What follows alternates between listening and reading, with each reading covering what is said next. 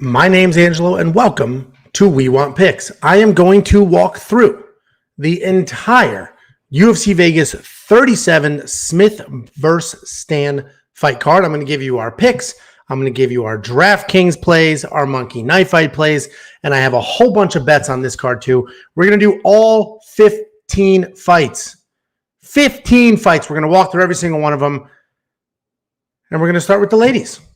First up, at UFC Vegas 37, we have Hannah Goldy versus Emily Whitmire. Emily Whitmire is 4-4, riding a 2-fight loss streak. Hannah Goldy is 5-2, also riding a 2-fight loss streak. Hannah Goldy is taking this fight on short notice. So, I don't know, maybe a week and a half, she stepped up to take this fight. Emily's original opponent dropped, but Hannah Goldy is always in such ridiculous shape. I don't see that being a problem. The first thing that'll jump out at you here is that Emily Whitmire is 4-4, 500 record, 4-4, opening up a UFC Fight Night card. I honestly don't understand that. I know she's from The Ultimate Fighter, so they've invested a little bit of time and money into her. But I just feel like fighters do themselves a disservice. I know everybody gets very excited. Oh, I'm in the UFC, and that's great and exciting. But the reality of it is Emily Whitmire is probably going to leave the UFC with a losing record.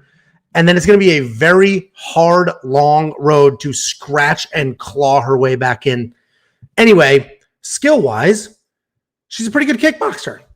She used her kicks really well, has nice movement. She can wrestle if she needs to, and she's got decent grappling. Unfortunately for her, her last two opponents were absolute grappling machines, and she was submitted in both of those losses. Hannah Goldy, also a decent striker. And listen, Hannah Goldy, I told you she's taking this on short notice. She's in phenomenal shape, so that will not be a problem for her. I don't even factor the cardio in. And she's coming off that loss to Diana Belbita, which I'm good with because I nailed that pick, made some good money on there, had Belbita money line. Hannah Goldy, short, jacked, and has crazy, crazy volume. She just comes running forward, throwing whatever the hell she wants to throw, a ton of punches, and then she'll just launch up beautiful high kicks. She's got no power whatsoever. She is not a threat. She does not have any power in her hands. There's a ton of volume, but there's no actual stoppages in the mix for her. But she does have that volume, and she is stupid strong. Honestly, I think this is another bad matchup for Emily Whitmire. She's 4-4. I mean, Hannah's only 5-2. You swap a fight, you flip one around, and all of a sudden she's really bad. But I think Hannah Goldy is going to come forward with that insane volume and pressure and look at the muscles, and use that strength to clinch, hold her, slow her down, and just get a hold of Emily Whitmire, not let her get off, not let her do what she wants to do. So I have Hannah Goldy winning this fight. Hannah Goldy is my pick. Here's the problem. We don't have any DraftKings for this fight or monkey knife fight. So we've got nothing for this fight for whatever reason. I don't know why DraftKings hasn't officially grabbed this. This is on the UFC website. So I imagine they'll drop those prices soon. I don't know what Emily will cost. I don't know what Hannah will cost. And the reality is this is probably a somewhat close fight. But I do think Hannah's just raw strength, her absolute athletic ability, and just insane volume, forward pressure. I think she'll get it done. Hannah's my pick. I do have a money line bet on this. I have to check the odds because I did not pay minus 350. That moved tremendously. Let me check the odds on that. But again, really, the pick here is Hannah because of the volume. Emily has good kickboxing. She can wrestle if she needs to, but she's not going to take Hannah Goldy down. Hannah Goldy's just too short and too jacked to get in there. Let's see my bets pending. I got Hannah Goldy at plus 105. That's how crazy this line has been. I got her at plus 105. I put a full unit on Hannah Goldy. I wouldn't touch it at these insane odds. But anyway, that's my pick.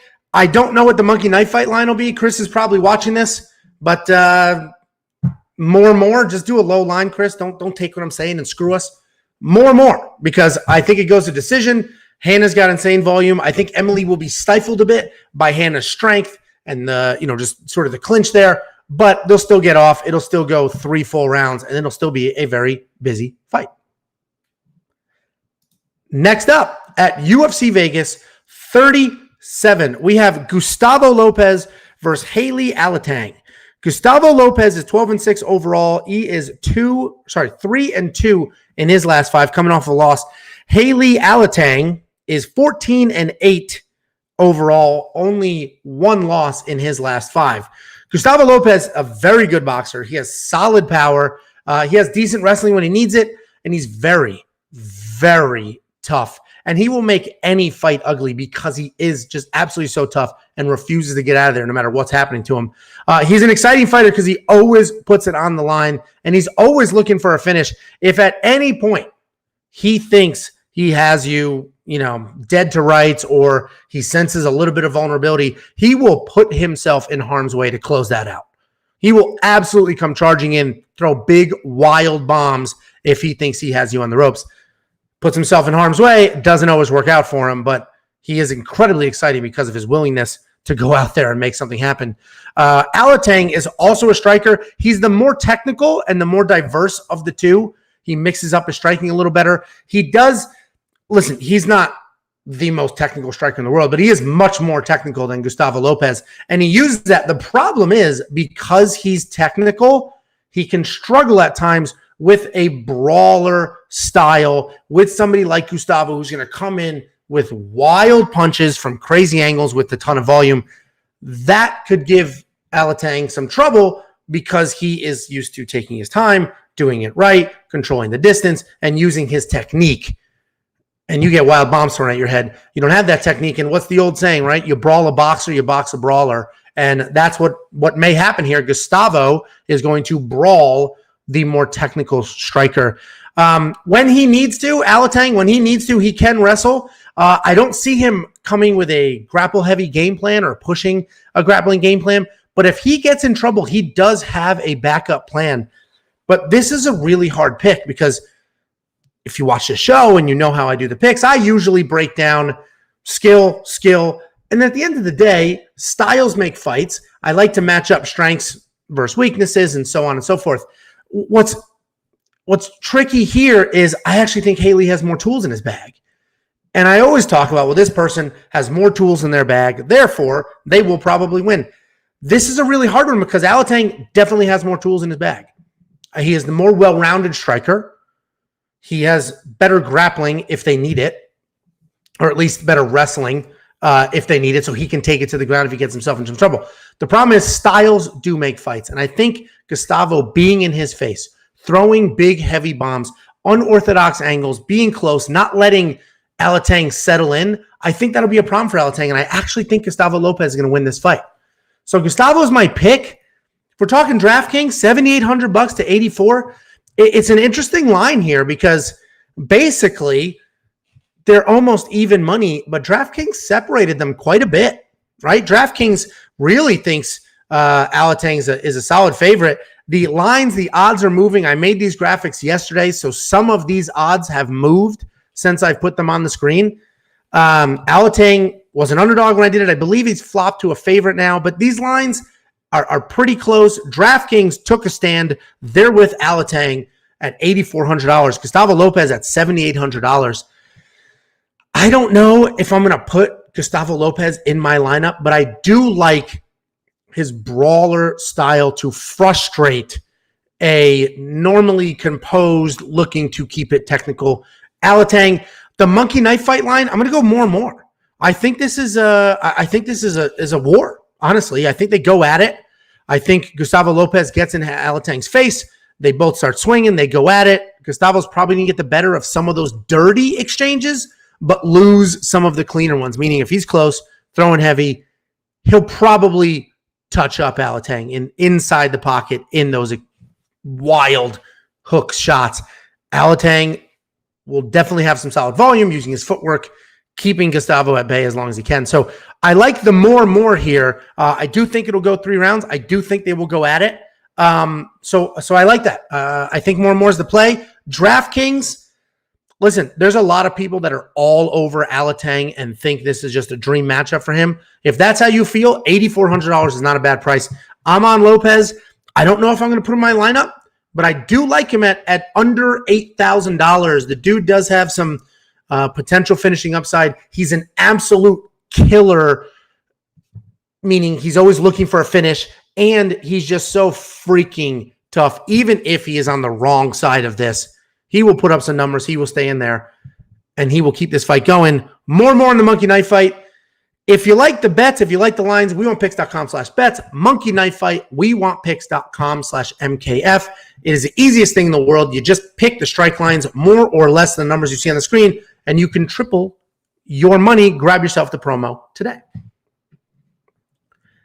Next up, at UFC Vegas 37, we have Impa Kasanganay versus Carlston Harris. Impa Kasanganay, 9-1 overall, coming off of a win, and right before that was on the wrong side of the knockout of the absolute century. The absolute century. You have seen that highlight a million times, but he did bounce back from that really well with a win, and congrats to him because he is forever, I mean literally forever, going to be a highlight reel. Carlston Harris, 16-4 overall, riding a 4-fight win streak. Impa Kasanganay, as I mentioned, famously on the wrong side of that amazing Joaquin Buckley knockout. And we're going to break down Joaquin later. He's also on this card.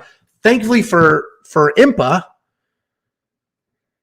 he's much more than that highlight.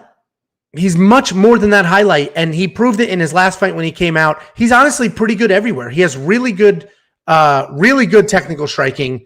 He can wrestle, and he's got solid power. His issue is he waits.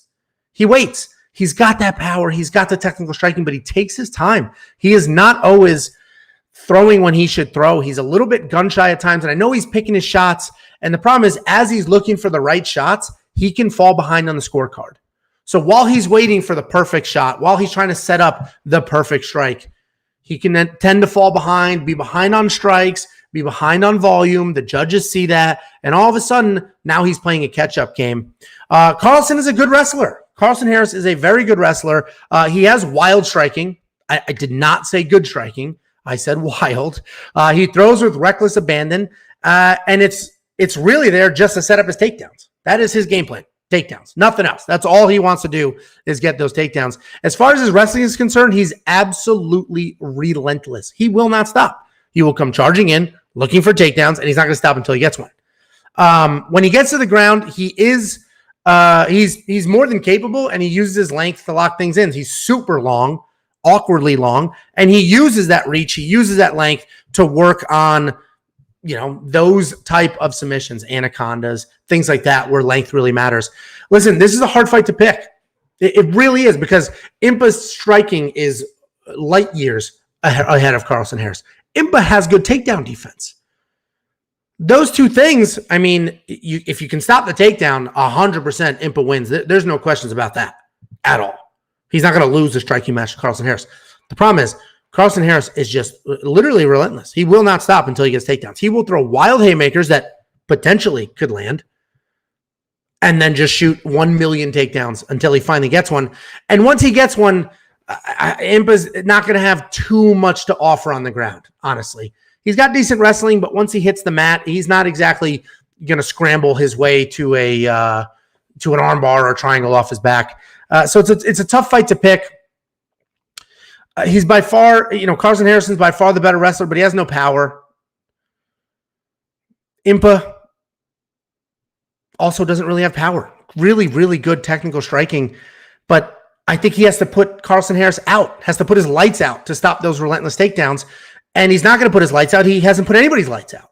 He's got the power, but for some reason, it's not really, he looks like he has power, and when he's landing some of those shots, you're like, ooh, but they're not, nobody's getting put out. And again, he has to put Carlston Harrison out to get him off of his back.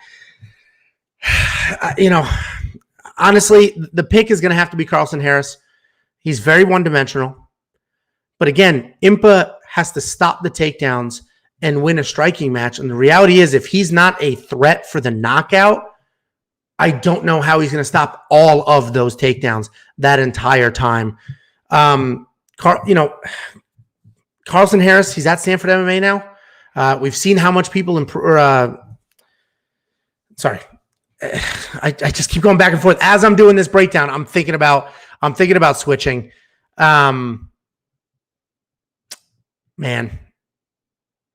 it's tricky. He's tricky.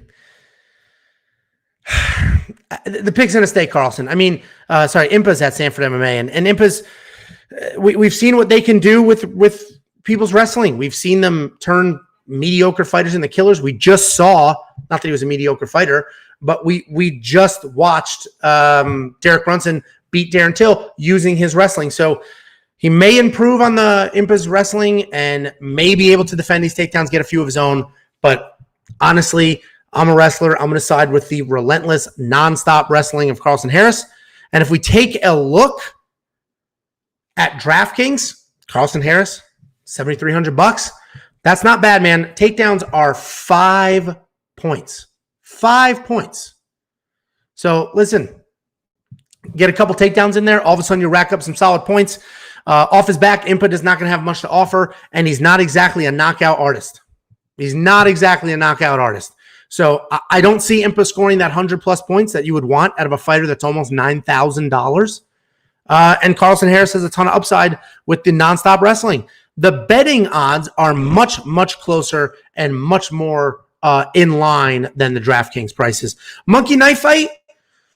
Ooh, my gut's gonna say more and more because I think this is gonna be a full 3-round fight. Impa's not putting anybody away. Carlston Harris might, but I do think this may go the full 3 rounds. The only number here that concerns me is Impa's. 63 strikes is like right there where it's not a lot, but it's also more than nothing. Not that made a ton of sense, but if Carlston Harris is just going to nonstop wrestle and hold down Impa, or at least hold him against the cage and then shoot takedowns, and he's going to stifle some of that volume, getting to 63 might be a little tricky. My gut is saying more and more because I think there'll be some solid back and forth. Impa is absolutely, this is a close fight. So Impa is absolutely going to have his moments, get some shots off. I imagine this will be a distance fight. I like Carlston Harris to win this fight. I keep going back to it because Impa striking is so good, and he does have takedown defense, and he's at Sanford. But Carlston he's just laser focused. I'm going to get those takedowns no matter what, and I just have to believe he's going to get them. So Carlston Harris is the pick. I'm going to have to say more and more on Monkey Knife Fight. And DraftKings, honestly, even if you think Impa wins, I wouldn't touch the $8,900. How do you see him getting to 100 points, which is what you want? How do you see him getting there? It's not going to get there by knockout. It hasn't happened before. I don't think Carlston's going to be the one that is put away by knockout. Carlston Harris is my pick. The relentless wrestling is going to get it done. Impa is a great fighter, great technical striker. He's a little too hesitant at times, and that hesitation may cost him some takedowns and cost him the fight. wewantpicks.com. Grab a promo for any of the crap that I'm pushing. Help us out. Let's move on to the next fight. Take a drink.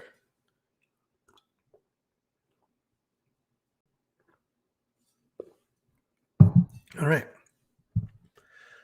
Next up at UFC Vegas 37, we have Erin Blanchfield versus Sarah Alpar. Erin Blanchfield, 6-1 in her very young career. 3 fights in a row. She has won. She's only lost 1 fight, which is her only loss in her last 5. Sarah Alpar, 9-5 overall, and she has sandwiched losses between 3 wins, and she is coming off of a TKO to Jessica Rose Clark. Erin Blanchfield is a nasty grappler, a very nasty grappler. And I've seen some people compare her to Mackenzie Dern. Honestly, that's absurd. Mackenzie Dern is next level. They compare them because they're both young and they both are, sort of phenoms at that age. Erin Blanchfield's like 21 or 22, something stupid. And I've seen those comparisons, but if you heard somebody make that comparison, she's not Mackenzie Dern. She is a nasty grappler, but she's not like, if you get on the ground, you're basically screwed type grappler. She's very, very good.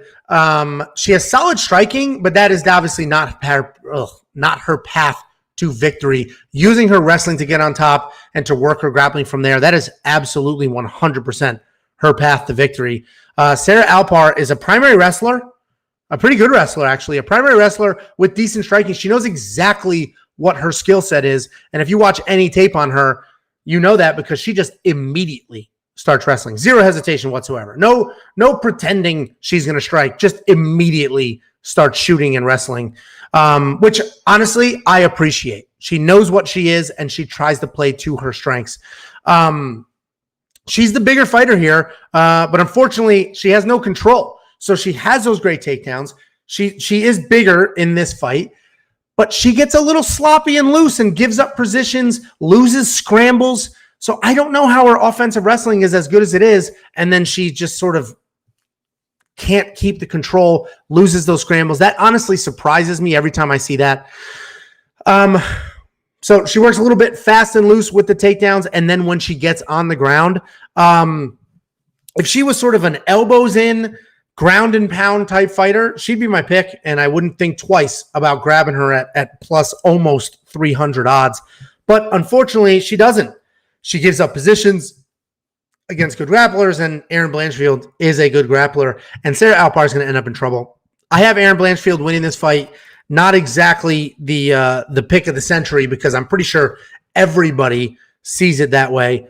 If Sarah was a little more controlled, and if in her camp, they're basically saying, get the takedown and just settle in. Hips down, elbows in, settle in, and you'll get this done, then it would be a much different pick, because that is her path to victory. The takedowns are there, but elbows in, settling in, that's how she can get this done. I don't see that happening, though. She's a bit sloppy. After she gets the takedown, she gives up some positions. She gives up some grappling exchanges. And unfortunately for her, Erin Blanchfield's not the person you want to be giving up positions, or at least not maintaining your power position. So Erin Blanchfield's the pick. $9,400. Listen, I'm not going to spend it, I don't think. But, she's probably live for a submission, honestly. So you could get your 100 points out of her. So she may be worth it. Obviously, the risk, just like with any fight, though, the risk here is that she's just sort of stifled, held on her back, not allowed to move. But $9,400, it's a little more. If she was $89,000, $9,000, I would spend that in a second. I wouldn't even think about it. I'm not touching Sarah Alpar, not at $6,800. Maybe she'll get a couple takedowns, but I think she loses pretty handily. She might get a takedown, but she'll give up some scrambles and probably get submitted from there. The line, the monkey knife fight line, 81 strikes from Erin Blanchfield. I don't see it. 100%. I'm less on Erin Blanchfield. Sarah Alpar, that number basically comes down to how long do you think this goes? Do you think Erin Blanchfield submits Sarah Alpar in the first round? Then less. Done. Do you think there's some sloppy striking? Second round, early third, that's when Sarah's going to get caught in something and submitted. Then maybe the more. I think less is probably the safe play here.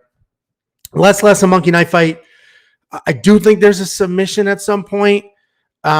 If Sarah is looking for the takedown immediately, she's going to get caught up in some scrambles, get moved around. So yeah, I'm going to hit the less on this. The 81 super high. The 42, if she does do elbows in, hips down, ground and pound, she can get there. But I think less is the play. And Chris Riley, who sets our lines, is in the live chat right now. And if you're watching this on replay, you might be missing this line. And he's saying, hit that line now because he's definitely going to move it. So while you're watching in a separate tab, hit that line. I like less.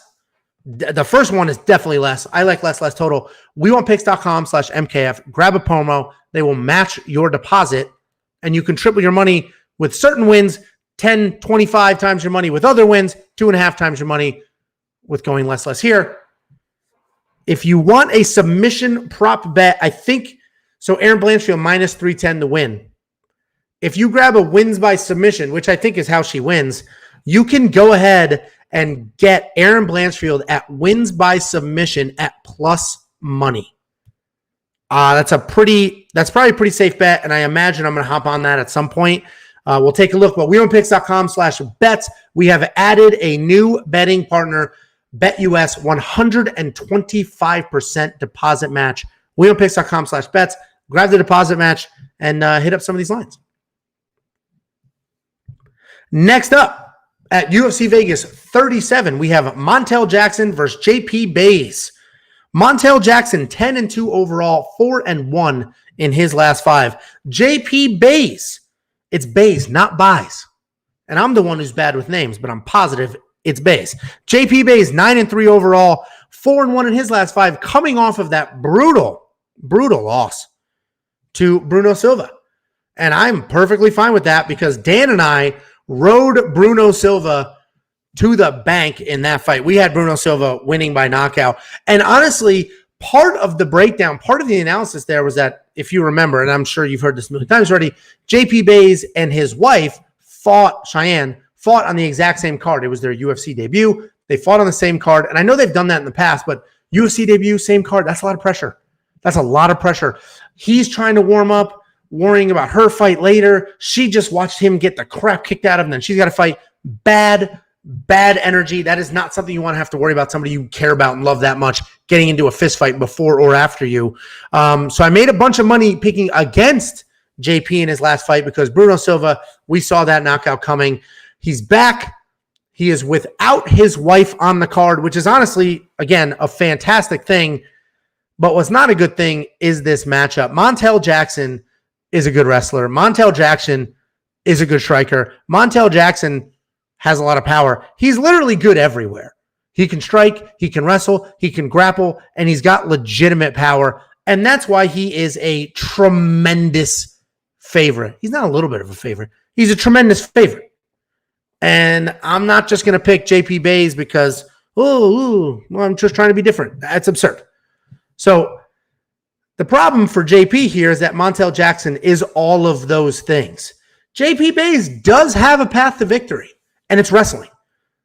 We didn't get to see his wrestling in his last fight, but he is a good wrestler. And if you go back to some of his other fights, you can see his wrestling. He is a good wrestler, and he uses wrestling well. And we've seen Montel lose to a solid wrestling game plan. So, listen, Montel Jackson's the pick.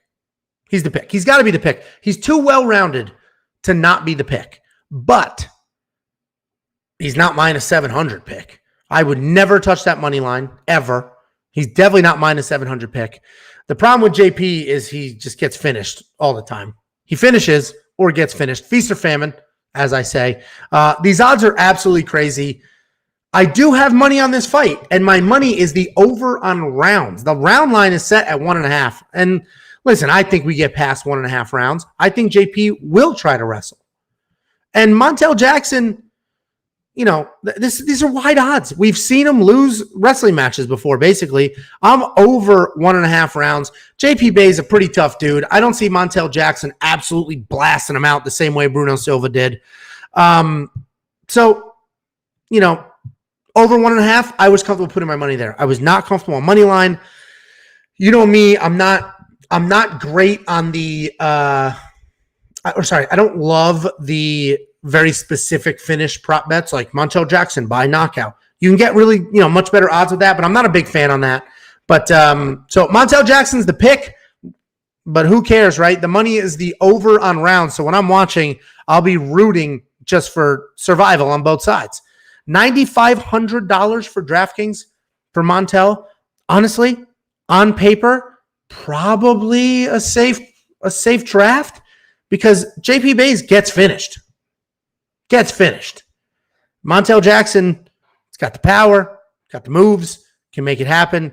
So, actually might be worth the $9,500. JP Bays, $6,700. Listen, if you've built your lineup and you only have $6,700 left, he's not a bad play because if he comes out with a wrestling game plan, he could absolutely win that fight. And if we look at Cheyenne, his wife, and obviously they're not the same person. They don't even have the same fighting style. Cheyenne got, beat up in her first fight as well, but she was out grappled for the most part. But in her last fight, her second fight in the UFC, she fought without her husband on the card. She looked fantastic. JP Bays may come out here, look fantastic. It's just a tough matchup. Montel Jackson's a pick. The bet is over 1.5 rounds. wewantpicks.com/bets. Grab yourself a promo, hit that line. I like over 1.5 rounds, and I believe I got plus money on that. So I'm just rooting for a little bit of a survival. Basically, what they did was they took the odds, and then they said, oh, this must be a murdering. So the line is at 1.5 rounds instead of 2.5. I do think this goes a little bit, can't judge JP by that one ridiculous knockout from the absolute powerhouse killer, Bruno Silva. So that's my breakdown of this fight. Nothing earth-shattering. I'm not doing some wild underdog pick here, but I do think JP Buys has a path to victory. I don't know if he'll get there or not, but absolutely the over on the 1.5 round is where I'm going to lay out my money. Monkey knife fight. Ooh, it's a tough one. That's a tough line. Yeah, that's a tough line. Man, more. Maybe we'll get a nice, good back and forth fight. So I do think it's over 1.5 rounds. Are you going to score 40 or land 40 punches in 1.5 rounds? Probably not. But man, I don't know. I'm not going to touch that line. I'll see when it moves. And tomorrow we'll film with Chris and he'll tell us how we got to this line. But I'm not going to touch that line. That's a hard line. I like the over on rounds, but that's such a middle of the road line. So wewantpicks.com, grab a promo, play some of the stuff. This should be an interesting fight. Next up at UFC Vegas 37, we have Dakota Bush versus Rong Zhu or Zhu Rong. Hold on. I clicked on the wrong thing. There we go. They changed the fight order on me. Next up at UFC Vegas 37, we have Dakota Bush versus Rong Zhu. Dakota Bush, 8-3 overall, 3-2 in his last 5, coming off of that loss to Austin Hubbard, which is not a terrible loss, honestly. Zhu Rong or Rong Zhu, 17-4 overall, and he is coming off of a loss himself to Rodrigo Vargas just 3 months ago.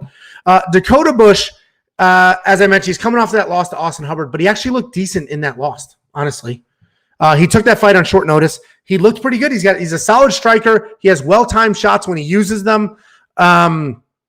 He throws with nice power, and he moves really well. Both of these guys are coming off losses. Both looked okay in their losses, and this is a tough pick because Zhu Rong is a very good striker himself. He picks his shots well. He also has solid power. When Zhu is marching forward and dictating the pace, that's when he's a killer. So when he's coming forward, when he's dictating what gets thrown, when it gets thrown, where he's throwing it, that's when he's a killer. If he's on his back foot and he's backing up, that's when he can struggle. When he's reacting to what's happening instead of forcing the action and making something happen, that's when Zhu Rong can get into some trouble. He ends up just a step behind on everything. Dakota's just absolute willingness to come forward, his willingness to mix in the wrestling, his willingness to just make it a dirty fight. I like Dakota in this fight.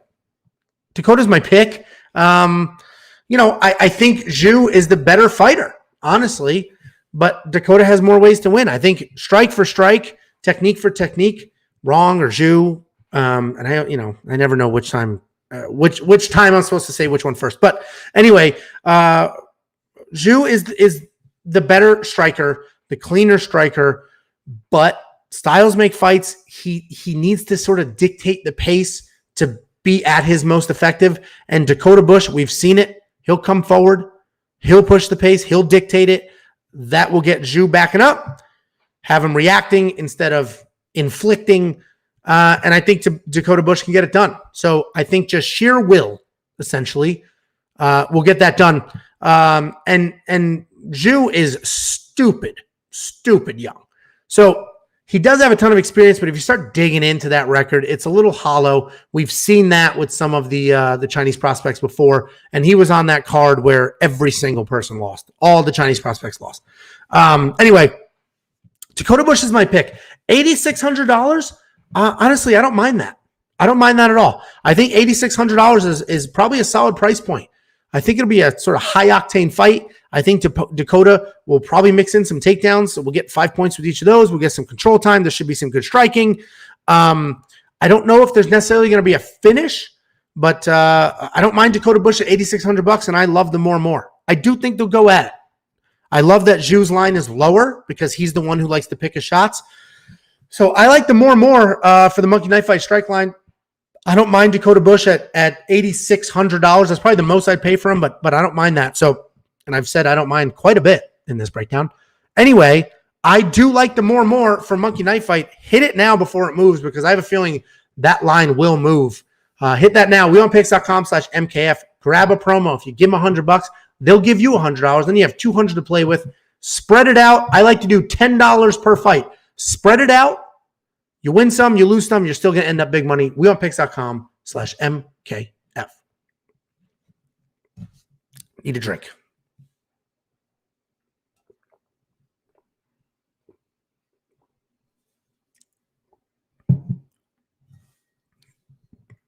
These fights have moved around, so my order is not amazing here, but it is what it is.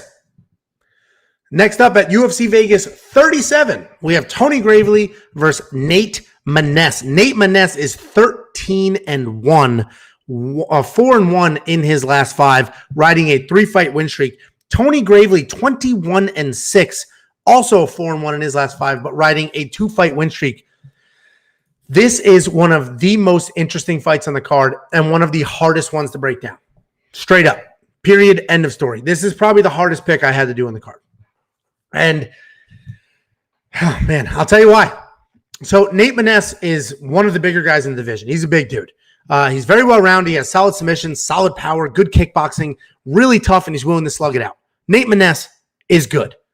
And Nate Maness is a solid underdog here, but a very, very dangerous guy. A very dangerous guy.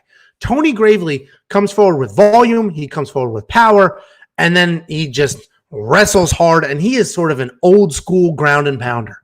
He wants to just drag you to the ground and elbow you and punch you in the mouth until you're frog in my throat, until you're out of there. Just relentless on top, good pressure, good volume on top. That makes him super dangerous in any of those situations. Tony's big issue is he gasses out, but not sure how much of a factor that's going to be because Nate Maness is so big. His weight cut is stupid. He's had weight issues and he also doesn't have the best cardio. So we have two guys somewhat well-rounded. Nate Maness is legitimately well-rounded.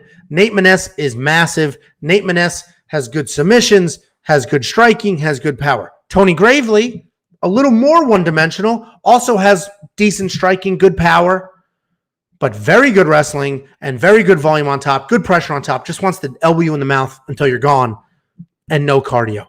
What a tricky matchup, and this is a hard fight to pick. It genuinely is, but I do have a little bit of money on it, which honestly, as soon as I clicked submit on the bet, I was like, should I have done that? So what I did was, I think Tony Gravely wins this fight, but he does have those cardio issues. I think Tony Gravely, without the cardio issues, definitely wins the fight because he'll just wrestle, pound, win the fight. Nate Maness is very skilled. He's very tough. He's a well-rounded guy. He'll definitely win a round. So you know what I did? I did my plus 3.5 bet. Nate Maness only has to win a single round. I got plus odds on that bet, I believe. Or at least even money. So basically, instead of doing Nate Maness money line at plus 175, I did Nate Maness plus 3.5 and at basically even money. And all that means is if Nate Maness wins one single round, I win the bet. All he has to do is win a round. And honestly, he will. Tony Gravely will probably, if his wrestling is as effective as I think it'll be, will probably win 2 rounds to 1. 29-28 decision. He'll win the first 2, get freaking exhausted, lose the 3rd round to Nate Maness. Nate Maness loses the fight. I win my bet. That's probably what's going to happen. I'm not, this isn't the claim of the century, but I do think that's what's going to happen. So I threw a little bit on that. So Nate Maness plus 3.5 is my bet. That's the only money I have on this fight. You're only going to get those type bets, those really cool prop bets like that, where you just buy some points on a judge scorecard at wewantpicks.com/bets. We have 3 different betting partners. Bet Online is the partner that has that. Get yourself your 100% deposit match before they get rid of it. It's there for NFL, but who cares? Money's money, and free money is even better. So again, hard pick. I have Tony Gravely as my pick. Nate Maness is the more well-rounded, better fighter. But Tony's just effective wrestling, nonstop elbows in the mouth. I think he's going to snatch 2 rounds. I bet that Nate will snatch 1. $9,200 for Tony? Probably not. Probably not. $9,200. He really does need to get him out of there. He needs to take him down, beat the crap out of him, and get him out of there for that to be worth it. I don't know, man. Nate is tough. If I wasn't worried that Nate is probably going to have a little bit of trouble with the weight, as he usually does, he might actually be my pick. But I think he will also be tired. So I do think it's a grinding type fight. Nate steals around. I don't know if Tony Gravely is going to put Nate away and be worth that $9,200. He might, but I just don't see that. I'm not spending $9,200. $7,000 for Nate. That's a good price, especially I know there's a lot of people that think Nate is just going to absolutely smoke Tony because he is very well rounded. If that's the case, $7,000 is a bargain. Monkey Knife fight line. That's a good line because Tony's going to spend a good amount on top. Elbow punch, elbow punch, elbow punch, right? He's busy on top. 51, Nate's pretty well rounded on his feet. Has some good volume. How much time is he going to spend on the ground? When will he win his round? It's probably a more. This is probably a more. I do think this goes the distance or close to the distance. If you think Nate puts Tony away or Tony puts Nate away, hit the less because this line is like right there. It's one of the better lines. So I think more is probably the play there because I think it'll go the distance. But you heard my pick. You heard my bet. Let me know in the comments what you think as well.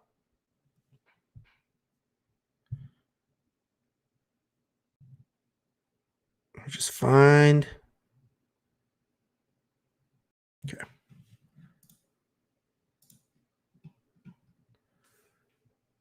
Next up at UFC Vegas 37, we have Raquel Pennington versus Pannie Kianzad. Raquel Pennington, 11-8 overall, 2-3 in her last 5. Do not let that fool you. If you look at the 3, it is current and former world champions. So do not let that fool you. Don't hear 2-3 in her last 5 and she loses.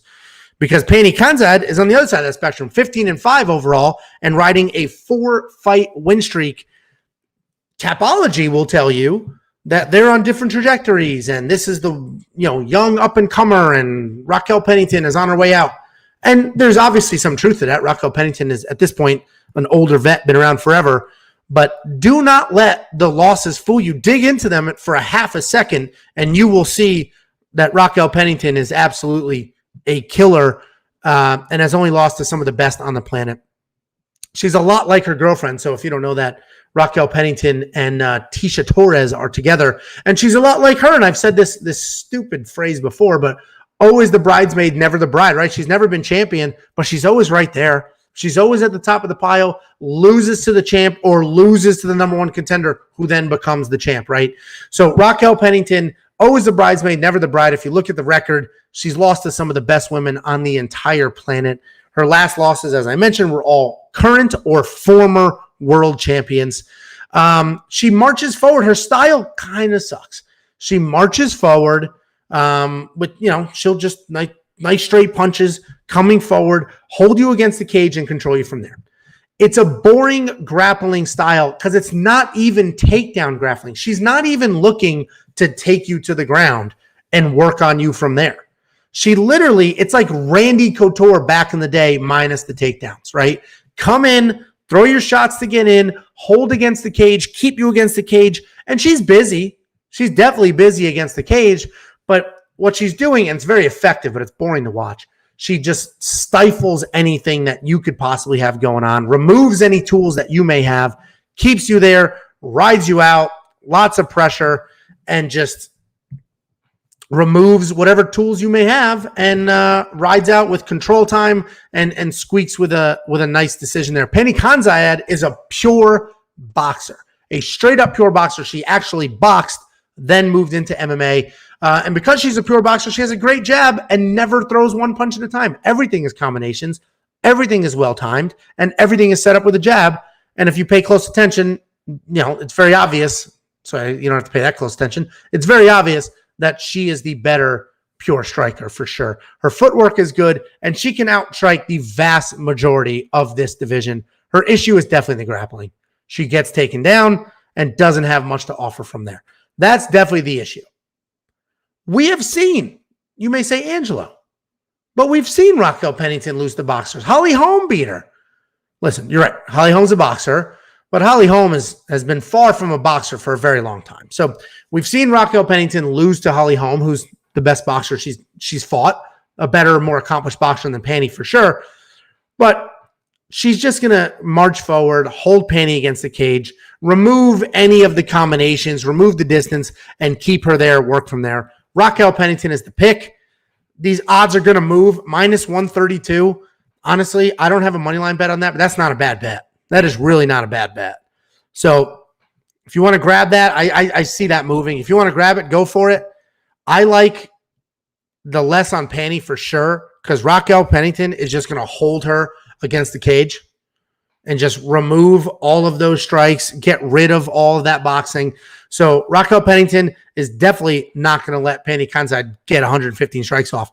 Is Raquel going to get 88? That's the question. Because when she holds against the cage, she is pretty busy. I do think this goes the distance. I don't know what to do with Raquel Pennington, but the less on Pannie for sure. If you do a rapid fire on Monkey Knife Fight, or if you do, pick 3 to win to 5 times your money and Pannie's in it, grab less right there. I don't know what to do with Raquel Pennington. 88.5. It's a tough line. She is busy. Like, she's boring as hell when you're watching, but keep in mind, this is every single strike. So more or less might be the play, honestly, or less. I'll wait a little bit before I do something with that. 88's the trick there, but 115, I actually hope that line stays there. I'm going to jump in the Monkey Knife Fight. I am going to look at the 3 for 3s and the rapid fires and see if I can get Pannie paired up against somebody else and pick the less on her, because I'm very confident in that. $8,700 for Raquel Pennington. Probably not bad, because she'll win. There's your 30 points right there. She might get a takedown, probably not, but she'll have decent amount of strikes. And don't forget, control time scores in DraftKings. So she'll have some solid control time there. So I like Raquel Pennington. Raquel Pennington is going to get this done. I actually love those odds at minus 132. Those will probably move. I may grab a money line on that, because almost even money, because people are just looking at her last 5 and not just looking at the entirety of her career or her losses. I think that's kind of a mistake and an oversight, honestly. wewantpicks.com, grab yourself a promo, Monkey Knife Fight. Let me know in the comments. I would love to know your thoughts on what to do with Raquel Pennington, because 88's tricky, 115 super high. And if you're watching this live, hit these lines before Chris moves them. He's watching me right now, taking his little notes, and he's going to screw all of us out of these lines. So hit the line now before it moves.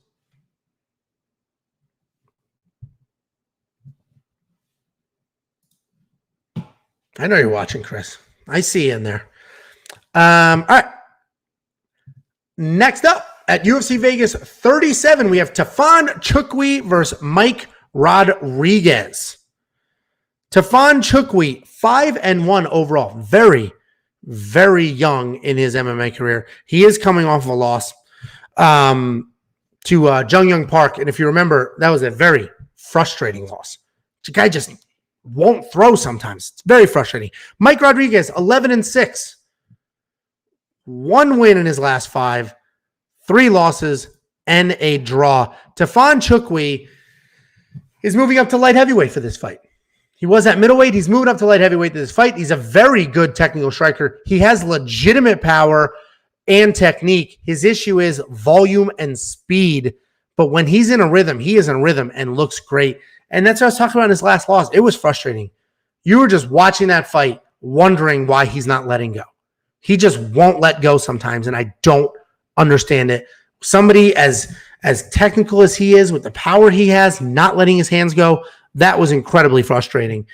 Mike Rodriguez, he's also a striker. He's more diverse because he uses his kicks as well. He has no issues fighting at range or inside the pocket.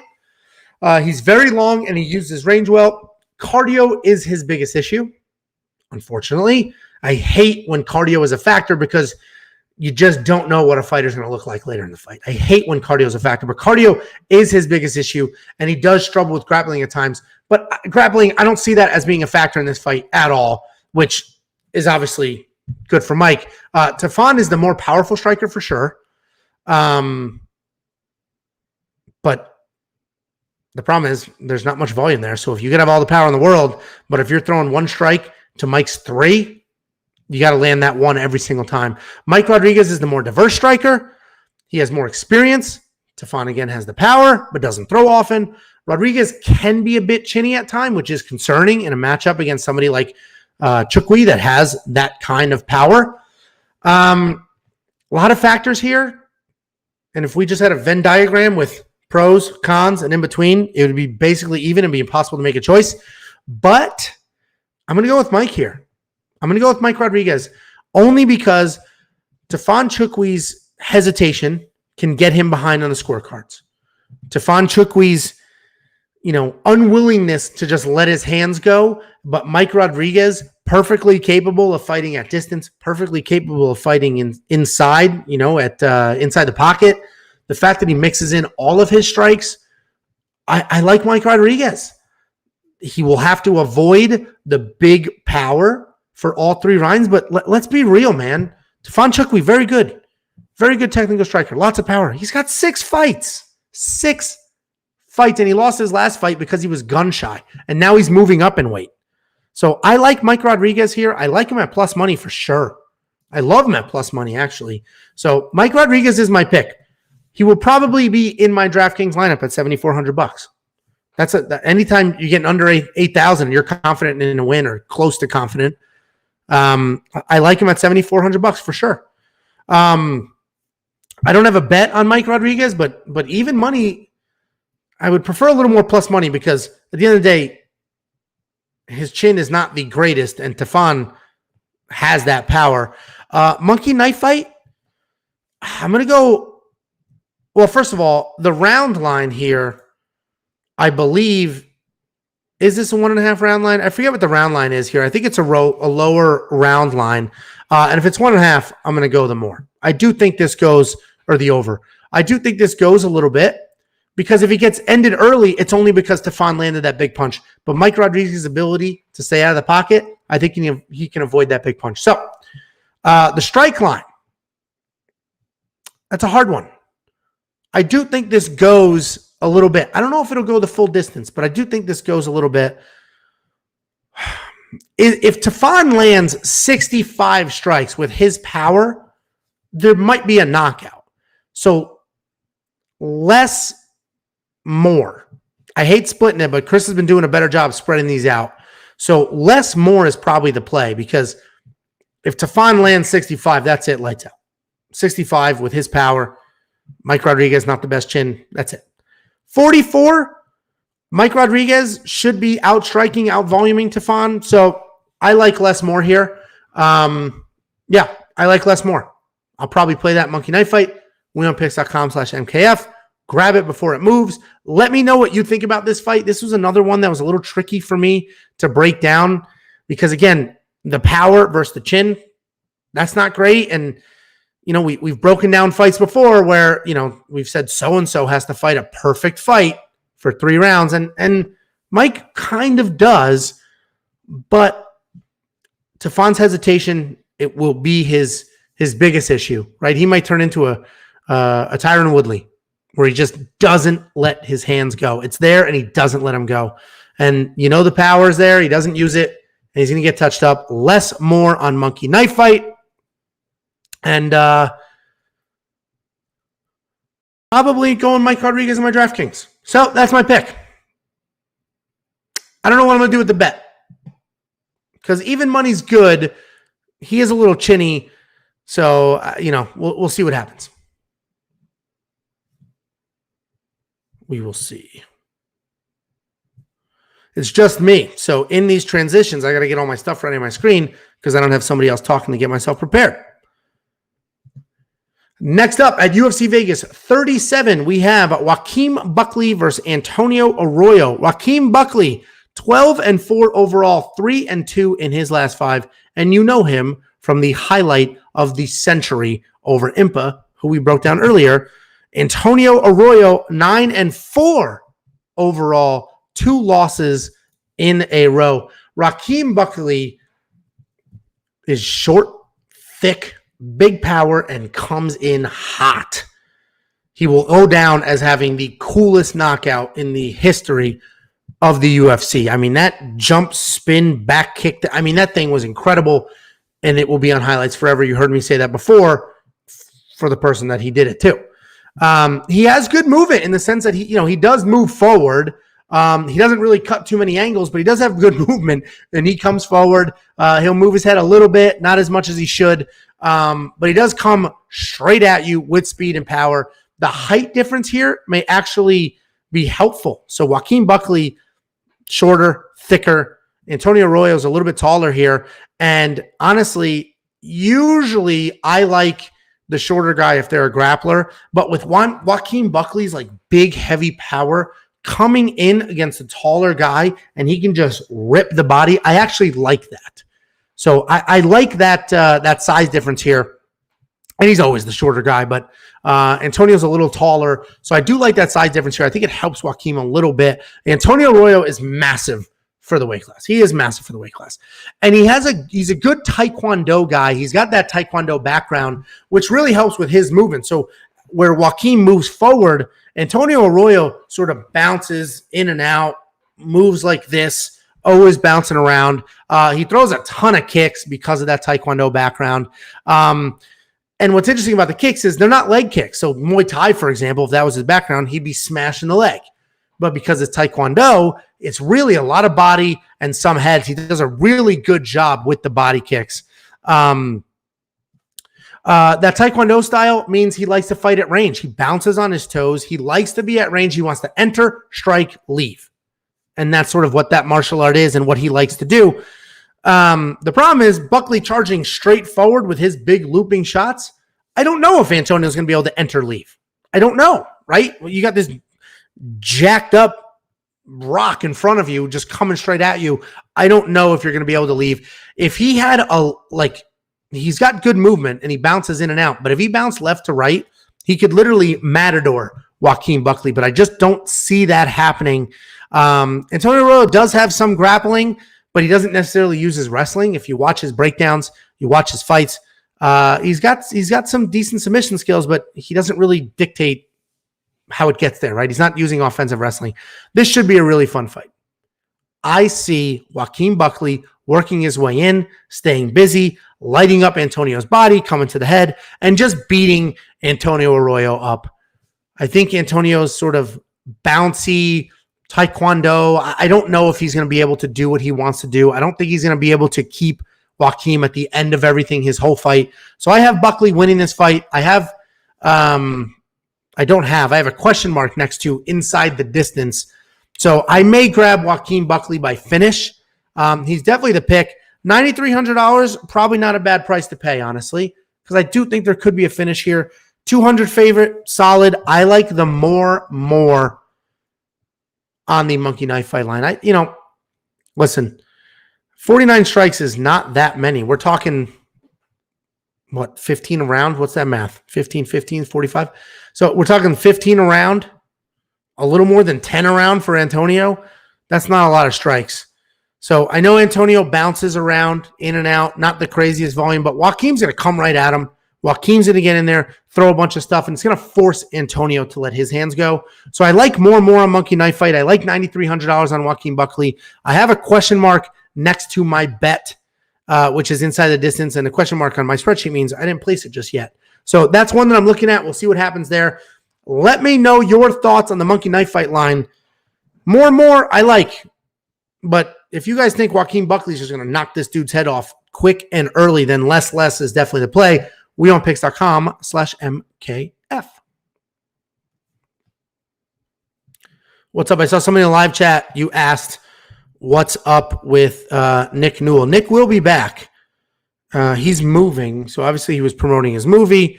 He did a Tommy Hilfiger modeling round for the next round of adaptive clothing line that they're doing. And now he's literally moving home. So that dude is one of the busiest people I've ever met in my entire life. So he'll be back.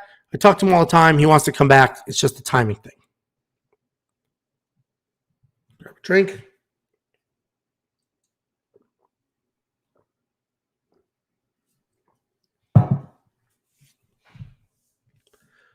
Next up at UFC Vegas 37, we have Armen Tsoukairian versus Christos Gallegos.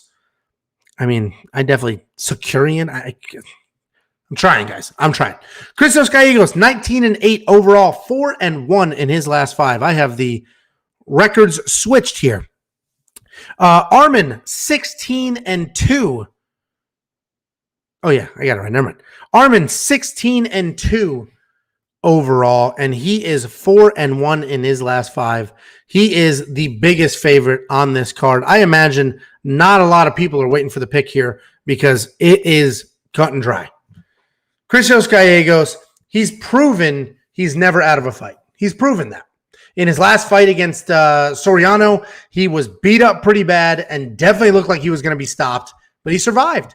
He put it together in the second, pulled off a Darce, and made that happen. He's tough as nails, never really out of a fight, can put the pieces back in and really just force something to happen there. He is a good grappler. He has tricks up his sleeve, as I just mentioned.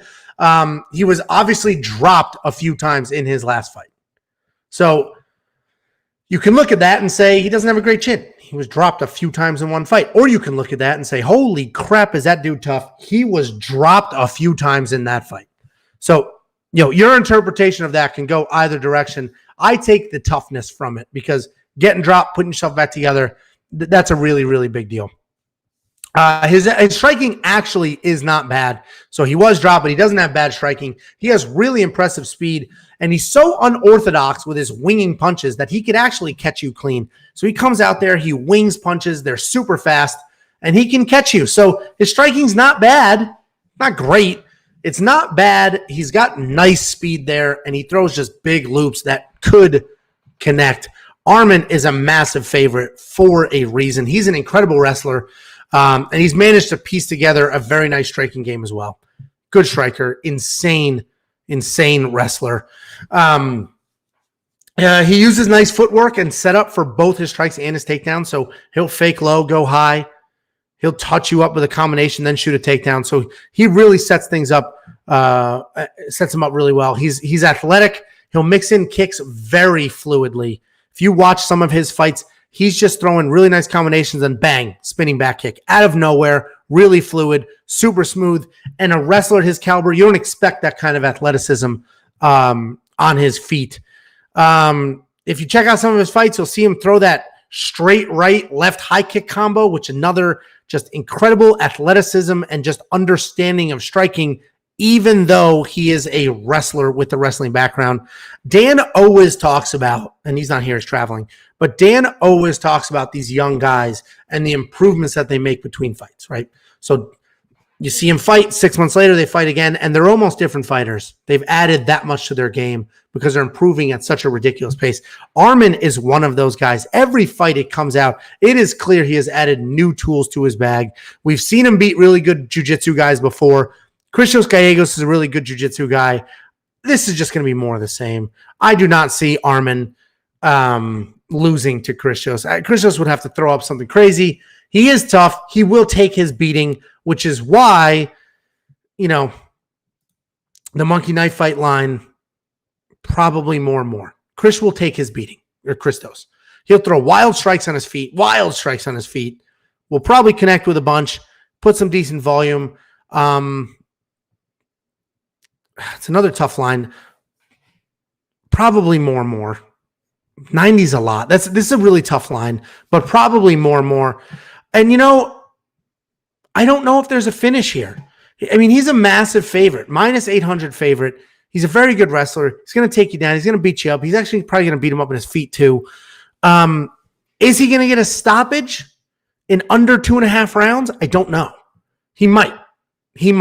And if you can get the under on rounds, get yourself some plus money. Maybe that's the only way to make some money on this fight because minus 800 is freaking absurd. Armen is obviously the pick.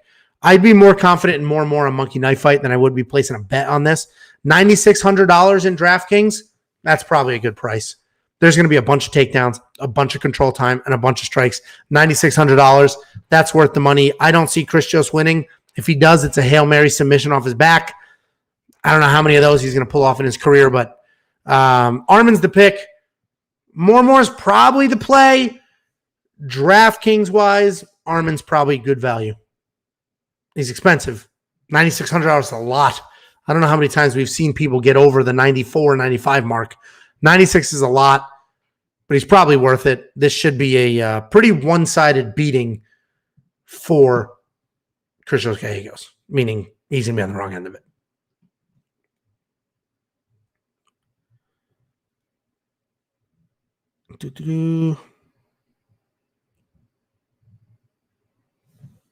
Come on. Where is this fight? There we go. Just me, guys. Piecing it all together here. Next up at UFC Vegas 37, we have Ariane Lipski versus Mandy Bohm. Ariane Lipski, 13-7 overall, but only 2-3 in her last 5, riding a 2-fight losing streak.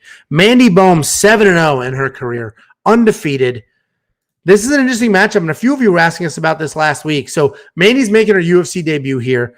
It's honestly a pretty evenly matched fight. She's only got 7 fights in her entire career. Ariane Lipski has 20 fights in her career. That is a big difference as far as experience is concerned. Mandy's pretty good everywhere. I wouldn't say she's great anywhere, but she's pretty good everywhere. Her striking is solid. Her grappling is solid.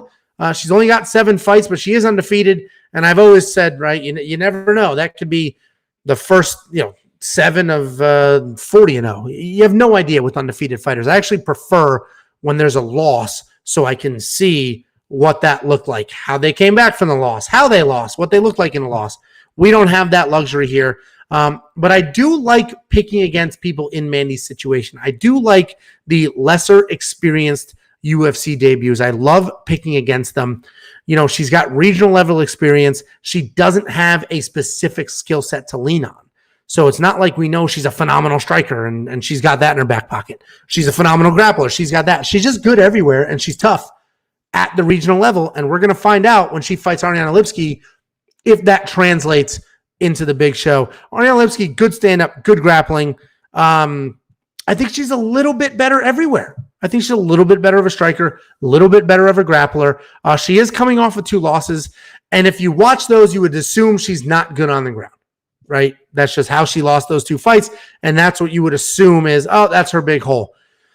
But she honestly does have some decent grappling. The issue is she needs to dictate it, meaning if she's on top, she has solid grappling. If she gets taken down and she's on her back, she does not have solid grappling. So I just don't see Mandy taking Ariana down and controlling her there, and then Ariana be on her back trying to make something happen. So I don't think the grappling will necessarily be a factor here, or the lack of grappling off her back. I don't think that'll be a factor here. I think this fight is much more straightforward than the odds makers think, meaning they have it almost as a pick'em. Ariane Lipski, a slight favorite. I think she should be a much bigger favorite than that. I grabbed the money line at the -121.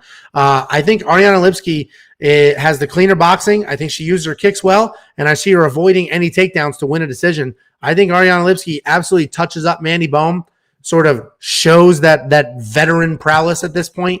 I love the more here. I think it'll be sort of primarily striking. I like the more. And I think Ariane Lipski is just going to show the difference between 20 fights and 7 fights. Now, if Mandy Bohm comes out there and beats the brakes off Ariane Lipski, well, we know 7-0 was on her road to doing big things. But I like the experience. I like the fact that Ariane is just a little bit better everywhere, or Ariane, I don't know, a little bit better everywhere. And again, Mandy doesn't have a single tool in her bag to lean on, meaning she can't just go to her wrestling to win this. She can't just lean on her striking. I can't say if she keeps it on her feet, she'll win. Where does she win, right? They're pretty evenly matched. And then I think Ariana's got a little bit of an edge, and then the experience. So Ariana's the pick. I love the more in Monkey Knife Fight. DraftKings is a pick'em. So honestly, Ariana's probably not a bad, it's probably Ariane. Is not a bad play as well. $8,200. And I told you I've got a 1-unit money line bet on Lipski. So pretty high on her in this fight. She's just a slight favorite, and I think it's a much more clear fight and win for that. Let's move on to the next one. There's a question in the chat. What's the minimum deposit for Monkey Knife fight? I don't think there is a minimum. Oh, so Chris Riley said $10 is the minimum, and they'll match whatever you want. So if you throw in 10, they'll give you 10. You have 20. You throw in 100, they'll give you 100. You have 200. wewantpicks.com/MKF.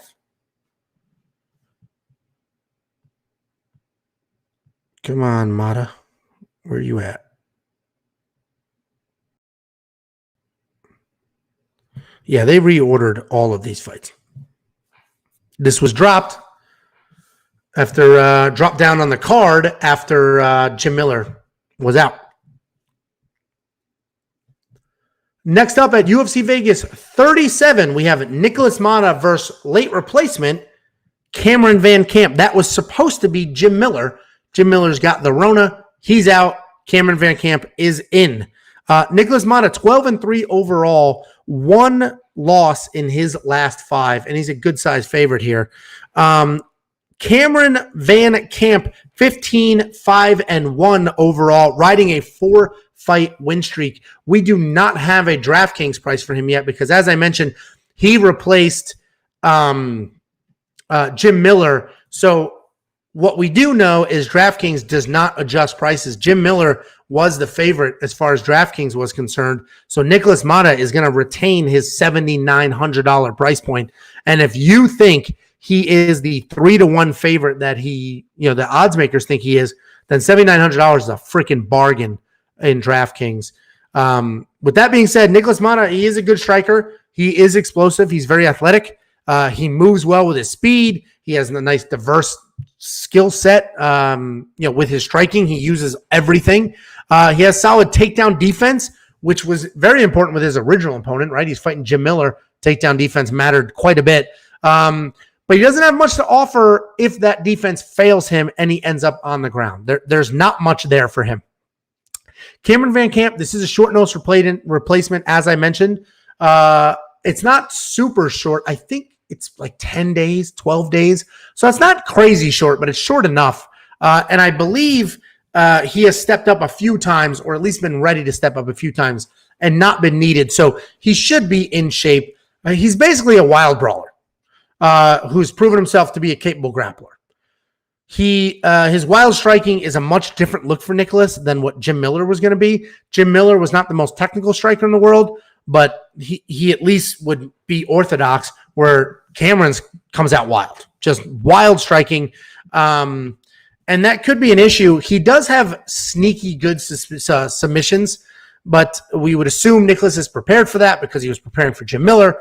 I think it will keep him exposed. I think that the wild striking will expose Cameron, meaning like not expose him to he's a 3-1 underdog, not expose him to the world like, oh, he's not that good. Expose him, like literally expose him when he's coming wild. There's a lot to hit and he can get touched up. With Nicholas Mata's explosiveness and his diversity in striking, right? All of a sudden the body's exposed, bang, leg, head's exposed, big overhand right. So I think the wild striking from Cameron will keep him at risk.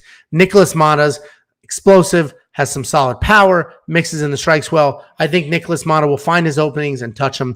If you remember when we broke down the tough finale, I forget which fight it was, but Jacob was like, this is just neither guy is very good, and this is going to be a very sloppy fight. That's kind of what we have here. Nicholas Mata is decent, right? He's 12-3. He's pretty good. Both these guys are okay. But I think this is going to be a pretty sloppy striking fight. I think they're just going to sling, go at it, swing wild. I think Nicholas Mata will end up on top. He's had the full camp. I think he's the more technical striker. I know he's the more technical striker. And I think he'll exploit some of the big, wild, looping shots that Cameron throws. Cameron has those sneaky submissions, but I don't know if it'll matter here. So I'm siding with Mata because he had the full camp, but I'm not touching anything here. The odds makers, they're super confident. I think this line has moved to over -300. I think he's like -305, -310, something like that. So they know something that maybe I don't. I think this is closer to a pick'em, but I am taking Mata because of the wildness of Van Camp. I'm not touching anything. There is no monkey knife fight line yet. I imagine whatever it is, more and more is probably a solid play because I think they're just going to go wild. Neither one's probably going to initiate takedowns. If Cameron does, Nicholas Mata's takedown defense is good enough that it won't be a problem. Nicholas Mata at $7,900, probably not a bad play, especially if you agree with the odds makers. I mean, they have him at almost actually over a 3-1 favorite. I'm looking at the live odds, my tablet here. So Mata's my pick. I'm not touching bets. I might play the more monkey knife fight when we see whatever the hell that line is. And DraftKings, I don't know. We might see two fighters at $7,000 something. I don't think Cameron's going to come in here. I don't know how they can give a 2-1 underdog at such a high price tag. So he'll probably be very cheap as well. So grab whoever you think is going to win. I have Mata. Weird fight. Should be fun, honestly. So we'll check it out.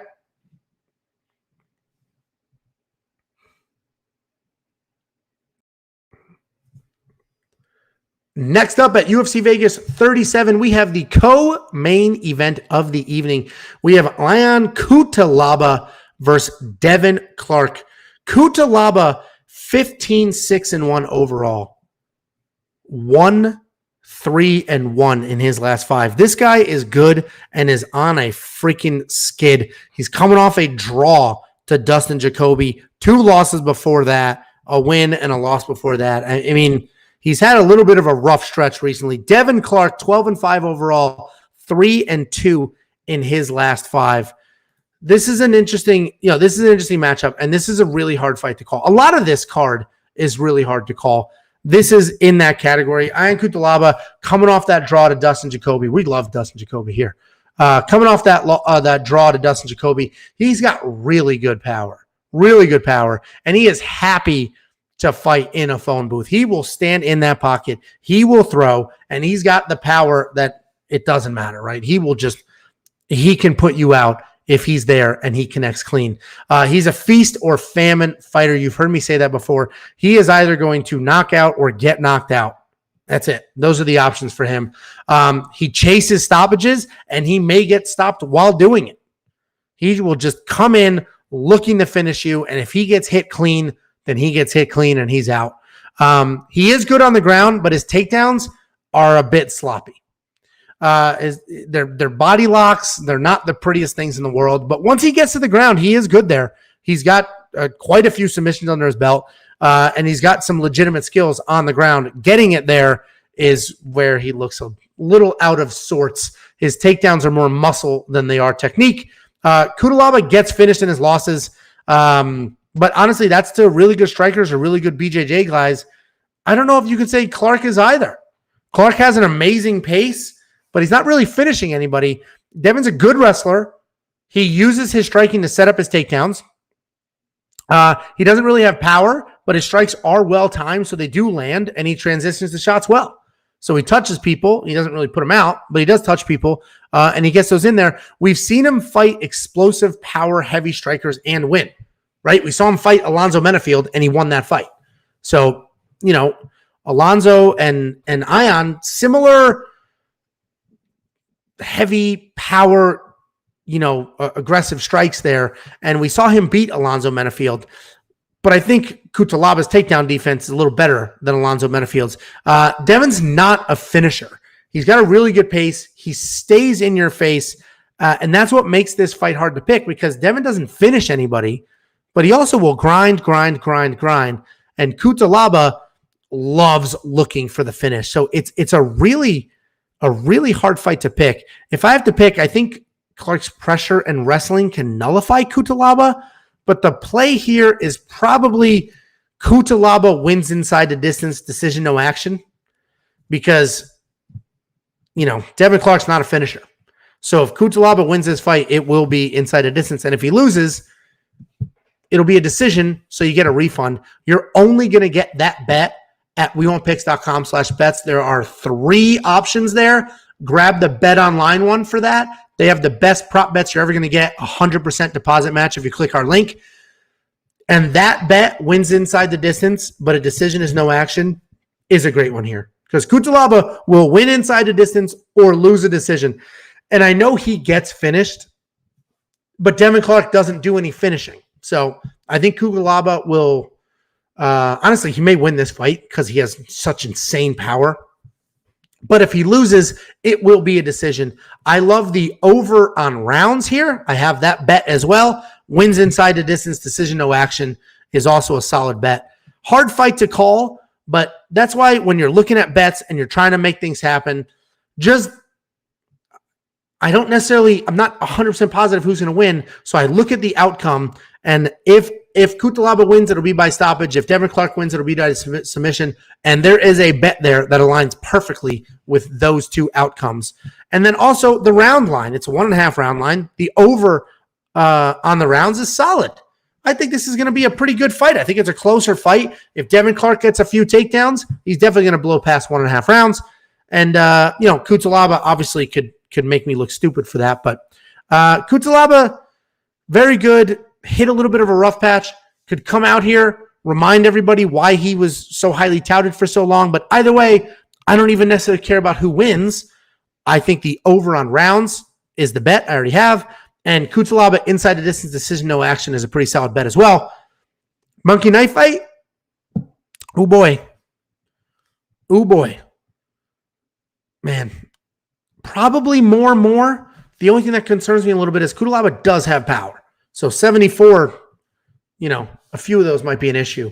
So probably more is the play here. I do think this is a bit of a busier fight, and I have the over on round. So more is probably the play here. wewantpicks.com/bets. We have promos for 100% match, 125% match, and there's different options depending on what kind of bettor you are. Go there, grab a promo, get some free money, bet on these fights, and go to wewantpicks.com/MKF. They do a deposit match as well. Play some of these lines. Main event. Next up at UFC Vegas 37, we have the main event of the evening. We have Anthony Smith versus Ryan Spann. This is another hard fight to pick. A very hard fight to pick, but we'll break it down and I'll give you a pick. Anthony Smith, 35-16. He is 3-2 in his last 5. Ryan Spann, 19-6, 4-1 in his last 5. Listen, Anthony Smith is one of the toughest people you will ever see. He's found himself on a nice little win streak. And honestly, after Glover literally knocked the teeth out of his mouth, I didn't know if Anthony Smith would be able to bounce back. So finding himself on a nice 2-fight win streak here after a couple of bad losses, people talking about he should go down the middleweight. Like, good for Anthony Smith. Good for Anthony Smith. Glover literally knocked the teeth out of his mouth. And while they were on the ground, Anthony Smith grabbed his teeth off of the mat, handed them to the referee, and continued to take his beating. It was insane. So again, Anthony Smith is one of the toughest fighters you will ever see. Period. End of story. But what's interesting is he's very tough. I don't know how to word this. I'm trying to figure out how to articulate this. He's incredibly tough. But he doesn't look for a way out. And the teeth thing is a perfect example.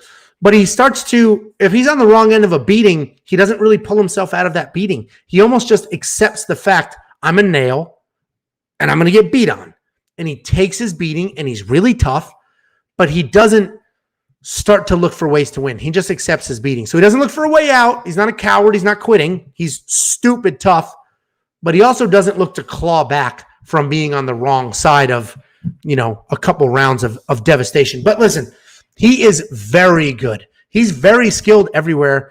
He has ridiculous toughness, as I mentioned. His striking is nice. He's got power. It is clean. His hands are fantastic when he lets them go. He uses his kicks really well. He has solid jiu-jitsu. We just saw in the triangle choke he pulled off. He's got solid jiu-jitsu as well. He doesn't have anything to offer in the wrestling department. He really doesn't have any offensive takedowns. But his hands are really good striking. He uses the kicks, as I mentioned. He's got submissions if he needs them. Anthony Smith is a good, well-rounded fighter with enough toughness for 7 people and enough experience for 5. Anthony Smith as much as your gut immediately is like, oh, Anthony Smith's fighting, he's going to lose.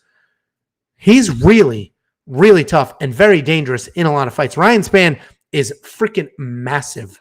Absolutely massive for this weight class. He's like 6'6", 6'5", something crazy like that. When you see him, you would honestly assume he's a heavyweight, but he's not. He's a light heavyweight. He's ridiculously massive, and he has all the power that you would assume he has when you see somebody that big. Tons and tons of power. He's very dangerous and has a lot of finishing upside. I mean, that incredible power is going to be a problem. His issue, however, is speed. I mean, he's lumbering these big, heavy shots. They all look labored. None of them are crazy fast. His footwork isn't fast, but he does have the power. And honestly, if I had to pick one, speed is probably the better one to have, but the power that he has is just so incredible. If you can stick and move, if you're Anthony Smith, your game plan is touch, go, stick and move. Never be in front of him for long enough for one of those punches to get off, because Ryan Spann will always be behind. He will always be last on that jab. He will always be last with a straight punch because he's just not that fast, honestly. Anthony Smith is the better fighter on the ground. I just don't think he has any way to get it there. So the issue here is Anthony Smith has to fight a perfect fight. He has to. Anthony Smith has to not get hit in 5 rounds. And that's a really tall task, So it's such a hard pick. Anthony Smith is by far the better fighter. He's got a lot of miles on him. He's taken a lot of beatings. I'm going to give him one last ride. I'm picking Anthony Smith. I think he is smart enough, his hands are good enough, and he's fast enough to stick with a stick and move game plan. Touch and go, move out of the way, hit Ryan, step, let Ryan miss, come back, hit Ryan. I think Anthony Smith can do that. I think Anthony Smith can make that work. He just needs to avoid the big power from Ryan Spann. And if he gets hit, I just don't know how much toughness he has left, right? Because he is stupid tough. I mentioned the teeth story. He's got a decent chin, but there's only so many of those fights you can be in. There's only so many before it all starts to go away. One last ride. Anthony Smith is my pick. I do have a bet on this. I bet the over on rounds. It is not often you get a main event with a 2.5 round line, but we have one here. And I don't know why, honestly, because Anthony Smith is the favorite, so they must think that he stops Ryan Spann. But I don't know if Anthony Smith's going to stop Ryan Spann. I think he just touches him up and stays out of the power. But I don't think he's going to put Ryan Spann away, because if they thought Ryan Spann was going to knock Anthony Smith out, then obviously Ryan wouldn't be the underdog. So either way, it's a nice 2.5 round line. I like the over on that. That's the only bet I have on this fight. Monkey knife fight, more. I like more. Listen, not every punch Ryan throws is a knockout punch. So 40 over 5 rounds, we're talking less than 10 a round. I think that's possible. I think that happens. More monkey knife fight. So wewantpicks.com/MKF. Grab the promo. The code is WWP. Grab the promo. You'll get an instant deposit match. Sprinkle it on a bunch of these. And listen, football season started. I know a bunch of you watch football. Football season started. They have insane football prop parlays as well. Grab those. I like Anthony Smith in this fight. I hate $9,100. That's stupid. Don't touch that. $9,100 is so much. If anything, I would say grab Ryan Spann at 71 and chase a knockout. I'm not touching Anthony Smith for DraftKings. I like the more monkey knife fight. And I told you my bet is over on rounds. wewantpicks.com/bets. Grab a promo. Place a bet. Should be a fun main event. Sneaky good card. Lots of close matchups. A couple of trash ones, but lots of close ones. Sneaky good card. Thanks for watching. Go to the website. Click on some links. Grab a promo. That's how we pay the bills. Thank you all very, very much. I appreciate the live chat. Haven't been able to interact with it. It's just me running the show today. But I will see you for our DraftKings breakdown. I will see you for the monkey knife fight breakdown. I will see you for the betting breakdown. And I will go live before the fights on Saturday to talk about everything before it gets going. And don't forget, this is an earlier fight card. It's not like 6 a.m. or anything, but this is an earlier one. This isn't a normal fight night. Thanks for everything, guys. I will see you, tomorrow for our Monkey Knife Fight breakdown. See you then. Thanks for everything.